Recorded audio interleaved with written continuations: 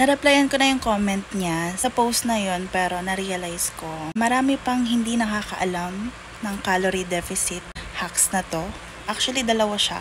Sabi niya sa comment niya, maganda po siya at naglo-lose ka, pero hindi pa rin po siya deficit kung sobra ka pa rin po sa target goal mo in a day. Ang answer ko dyan is, ano ba ang meaning ng deficit? So, ang budget ko in a day is 1,450. And dun sa post ko na yon, nakakonsume ako ng 1,745 calories. So, over ako sa budget ko ng 295.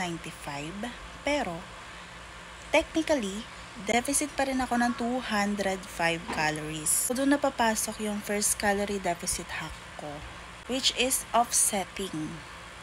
Kasi the day before, kulang ako ng 200 calories sa budget ko. So, the next day, umover naman ako ng 200 plus. So, offsetting ang tawag ko kasi in-offset niya lang yung kulang ko kahapon sa over ko the next day.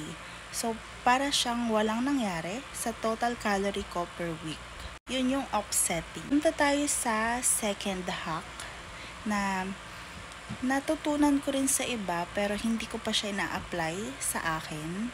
Parang doon ko rin kinuha yung hack na offsetting eh. 'Di ba may budget tayo per day, halimbawa 1.5 per day. Ang ginagawa nila, binabawasan nila yung per day nila ng at least 100 to 200 calories. Tapos yung binawas nila na yon, nilalagay nila sa weekends or dun sa araw na alam nilang mag-overeat sila. Na-over sila sa calorie budget nila. So, parang offsetting din siya pero naka per week. Try nyo i-search yung calorie deficit per week para marami namang video about yan kasi hindi ko siya ginagawa kaya hindi ko siya ma-explain ng ayos and napanood ko lang din siya. Kaya, ang ina-apply ko lang talaga is yung offsetting kasi kaya ko namang i-maintain everyday pero may mga time kasi na umu-over talaga ako. Kasi sa work ko, may mga nagbibigay ng foods. Ayun. Ayaw ko namang i-deprive yung sarili ko kasi alam niyo naman kapag nagda-diet tayo, pag din-deprive natin yung sarili natin, in a few days parang babawiin mo yun eh. Mag-overeat ka hanggang sa hindi mo na matuloy yung diet mo.